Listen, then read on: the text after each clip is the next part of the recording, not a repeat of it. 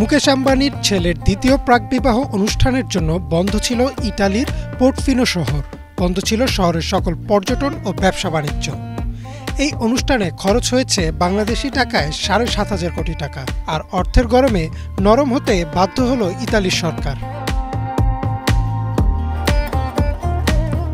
১২ জুলাই বিয়ের মূল অনুষ্ঠানের আগে এটি ছিল বিবাহপূর্ব দ্বিতীয় অনুষ্ঠান।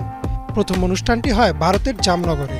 সেখানেও খরচ করেছেন দুহাত খুলে প্রায় ১৫২ মিলিয়ন মার্কিন ডলার। ফ্রান্সের দক্ষিণ পালের্মো থেকে ৪ দিনের বিলাসবহুল প্রমোত্তরি বা ক্রুজ শিপে শুরু হয় এই অনুষ্ঠান, যেখানে উপস্থিত ছিলেন হলিউড বলিউড সেলিব্রিটি সহ ১২০০-র বেশি অতিথি।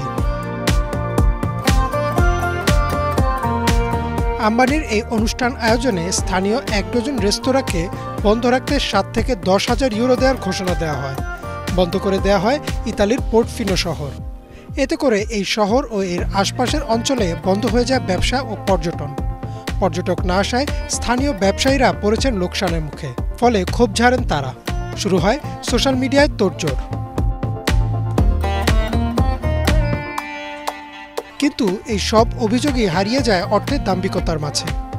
আর হারানোটাই তো স্বাভাবিক, কারণ এই আয়োজনের মূলে ছিলেন ১১৪ বিলিয়ন ডলারের সম্পদের মালিক আম্বানি, যার অধীনে রয়েছে সম্পূর্ণ ভারতের ৪% জিডিপি, আর যিনি চাইলে একাই বদলে দিতে পারেন যে কোনো দেশের অর্থনীতি। ইমরান মাহমুদ, বাংলা ভিশন।